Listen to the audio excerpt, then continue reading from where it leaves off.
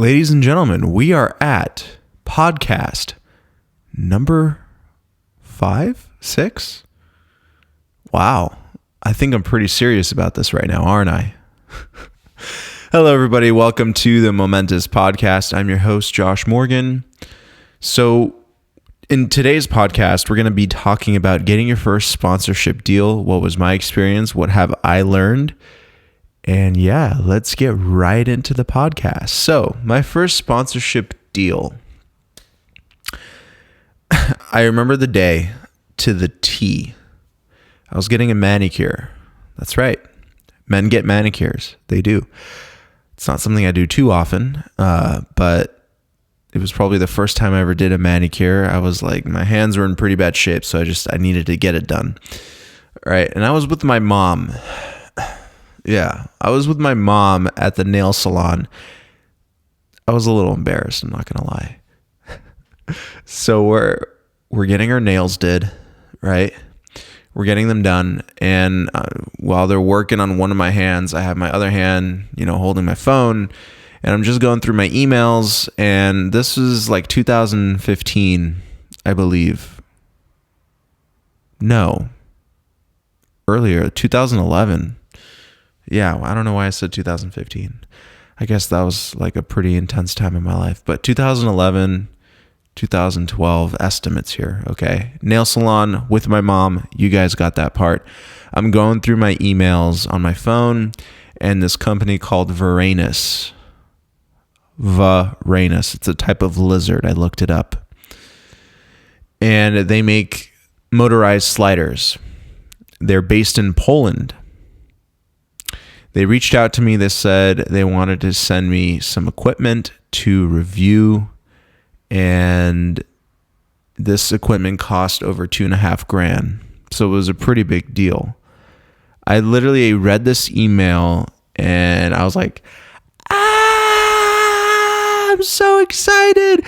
A company recognized me. And at this time, I had about 4,000 subscribers on YouTube. And in this podcast, I'm not only going to talk about my first sponsorship deal, but how to handle sponsorship deals.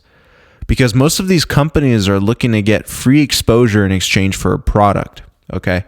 But we'll talk about that a little bit later in this podcast. So this company called Varanus, it's so funny to say, Varanus. They sent me the slider. It was really, really cool. Like probably the best made slider I have ever used. And I've owned over like 10 sliders. They sent it over to me. It takes 2 months because they send it over snail mail. Literally, it was delivered using a boat. So it took a couple months to get here. And yeah, I made, I think 3 videos for them using their slider, and that was like the first agreement I had with a company, and I was really stoked because ever since that day, I've dealt with a lot of different companies and sponsorships, and after dealing with so many different brands and sponsorships and agreements and stuff like that, I started to see a trend of how to behave, how to not become a pushover, and not how to take crap from any brand. All right. This is very important, especially if you're pursuing the social media business and you want to have some sort of influence on people on social media. You are going to be dealing with a ton of snakes and a ton of legitimate companies that just won't fight you. All right. I would say it's 50-50. 50% snakes, 50% good quality brands. All right. Even the snakes can end up being good brands. They're just snaky in the beginning where they try to lowball you and do all this type of crap. But I remember my first rate, I think I was charging like $150 per video. Yeah, $150 per dedicated video. And this $150 would just cover my time to make the content. It wouldn't buy my opinion. It would just, it takes a lot of effort to produce the content. I'm not going to an actual job. I'm working at home, so I need to get compensated for my time. We got to pay bills, right? So $150. I was still living with my parents at the time anyway, so it didn't really matter. But $150 to me was a lot of money. And yeah, this was the number I would throw around, and a bunch of different brands would start sending me offers like, oh, we'll give you $75. We'll give you $50. Oh, we think our product is enough of a sponsorship deal for you.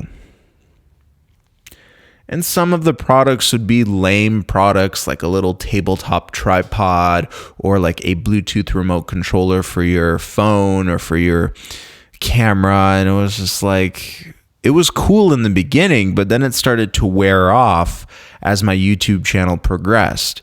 And the same thing is going to happen to you. You're going to start getting that momentum. You're going to start getting views, subscribers. You're going to put out, the more content you put out, the more eyes you're going to have on you.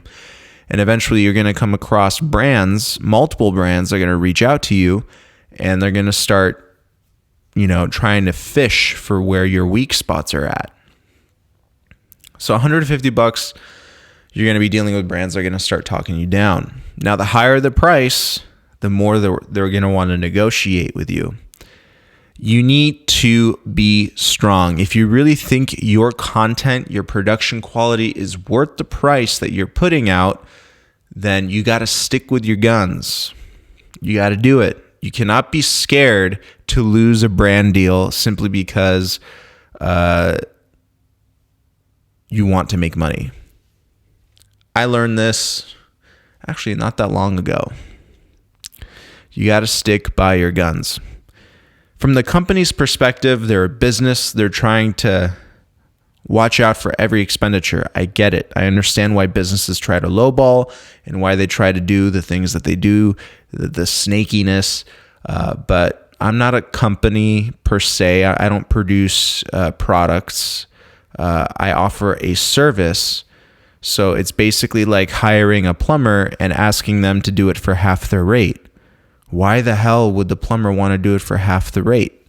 So think of yourself as somebody. Don't necessarily think of yourself as a plumber, but you're a content creator. You're putting out exposure for these companies. You need to be compensated for what you think is actually worth. One of my first mentors taught me down the road, David. He was that life coach, dating coach that I mentioned in a previous podcast.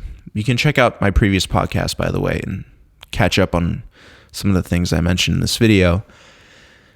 He told me that when he started his dating business, he got a client, his first ever client, and he was so nervous. Like, he was a consultant, basically.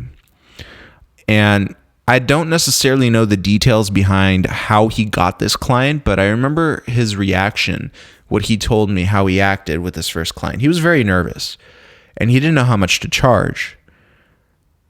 He quickly came up with a number, $5,000 for a 1-hour consultation.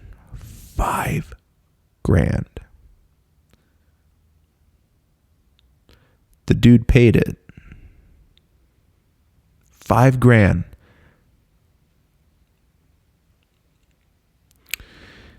Now, down the road, he had to deal with clients that tried to talk him down. He didn't budge on price. Why would he? He was very confident at what he did. So he was very confident with that client when he gave him his price, but deep down, he was very nervous of rejection. Very, very, very nervous. So you got to stick by your guns. And in the beginning, before I learned that, whenever a company tried to talk me down, I would always submit, and I would always want to go for the lower price because in my mind, I thought money is money. I didn't think about the principles behind it. So believe it or not, it caught wind that I was offering half or even less than half my rate, and more companies started reaching out to me. And this is what they did. I'm sorry, my fridge is making weird noises. So if you hear clicking, it's coming from that. So yeah, wind caught on with other companies that I was offering rates half my usual rate and sometimes even lower. So another company would reach out to me. They said, hey, how much would you charge for a dedicated video on this? I would say $200, $250. They would say, oh, we only have a budget for $100 right now. And then I would say, I'm sorry, I can't do 100. And they said, well, this company said you would do it for half. This other content creator said they would do it for that amount. They start playing these games. And then I would say, oh, damn, okay, fine, I'll do it for that rate. But now, as I matured, as I got smarter, and I know how businesses operate, I don't play that guilt card. So if I say my rate is $350 for a video or for an ad deal, just for like a integration in a video, and they say, oh, we only have a budget for $150, sorry. Then what they do, these companies, this is what the companies started to do, and it's been actually very effective for a lot of people, was they would say, well, we looked at the view count of your recent videos, and, we just don't think that it's enough. And I'm thinking in my mind now, I'm thinking, then why the hell are you reaching out to me? You're reaching out to me. I don't give a shit about you guys right now. I don't. I have other stuff I need to deal with. I don't want to deal with any of this drama, any of this bullshit.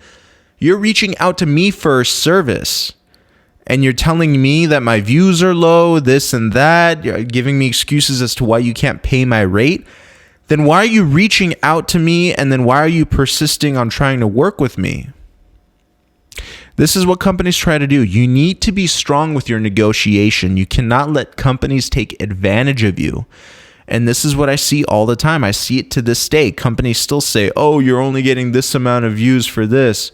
So, okay, fine. Reach out to me when you have the budget. That's what I say. That's what I say.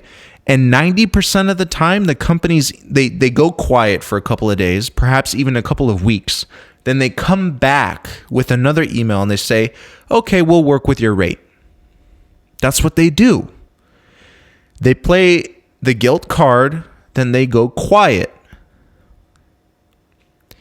This is all psychology, guys. They play the guilt card, then they go quiet. You cannot break that silence. They must come back to you. All right? And this applies to a lot of things in life in general, by the way, not just brand deals. And then you're going to have cool brands that are like, what's your rate? Okay, we'll pay it. In fact, I've had a couple brands reach out to me. I give them my rate and they said, you know what? We have more budget. We're going to give you more money. Oh, damn. Okay, great. Never say no to more money, guys. Come on. This is a business. You need to enjoy what you do, for one. But two, if you're doing this full time, you need to be making money. It is a business at the end of the day. All right? Stick to your guns. Be confident in what you do. And don't settle for less. It's really that simple. So if you're starting off, if you have that vision, if you have that dream of becoming a full-time YouTuber or just social media creator, stick to your guns. And if you have a decent amount of followers, if you have a few thousand followers, that's enough for brands to start reaching out to you and offering you deals. A lot of BS brands would also reach out saying, we'll give you the product in exchange for video. And I mentioned this earlier in their podcast, and you just got to say no. Unless the product is super duper expensive and super duper what you're looking for, I would say no. I just had I had a brand reach out to me offering me a hydrofoil. If you don't know what that is, it's basically an electric jet powered surfboard. It costs like $15,000. They were like, I won't go into the details of the agreement, but so yeah, you're going to have companies reach out to you with that. Yeah, it's Yeah, you're gonna get random products offered to you, and I've had vacuum cleaners offered to me, uh, automatic litter dispensers, like weird products. But yeah, it just comes down to your worth, what you think what you think your content is worth and your time is worth. I think that's really what it means. But even if the product is really cool, as you get bigger, guys, and you start getting more traction to your videos, even if the product is super cool, super expensive, you still got to get paid. You still got to get paid. So make sure the company knows that. They can't always get away with just exchanging a product for a service. That's not how I do business. That's not what puts money in my bank account. However, in the beginning, I was reselling products that brands were selling me. That's a little side hustle too. So you can do that in the beginning, because if you're offering free videos for a product, just to do like dedicated content with, you'll start getting a ton of brands sending you products, and then you can just start reselling them. Okay. I'll tell you right now that the market right now is pretty difficult to resell stuff. I'm trying to sell cameras and lenses, and it's just not going well. So just a little heads up. But yeah, that's a little side hustle. You can always resell the products and do stuff like that with different brands. But overall, what I hope you get from this podcast is that you stick to your guns. Don't fall for any of that guilt BS or any of that. What was the other one? It was guilt and silence. I think that's the two best tactics that companies like to use. But if the company is really legit, they're big. They're big. I wasn't gonna say bigot. Don't worry. My mind sometimes thinks 1,000 miles a minute. But if the company's big, if they're a legit company, they won't even try to bargain with you. They got the money. Another thing that you got to look at, guys, if a manufacturer, let's say a gimbal manufacturer or a light manufacturer, reaches out to you and you give them your rate and they say, oh, we can't afford that rate. Like, let's say $500 is your rate for a dedicated video, right? And they say, oh, we can't afford it. Do you know how much money it costs them to actually design the light, to build it, to produce it? I can guarantee you it costs way more than $500. So in my mind, I'm thinking, hell yes, you can afford this. You can afford this easily, okay? Easily, because I know it costs way more to produce that product that you're selling. Way more. $500 is pennies to them. So you got to have that mentality. All right? Yeah, that's what I wanted to talk to you guys about in this podcast. Hopefully you learned something, because this is a question I get asked a lot on my YouTube and on my Instagram. So if you haven't already subscribed with those notifications turned on, I hope this video has helped you out. I'll see you in another podcast and in another regular tutorial review video. Peace.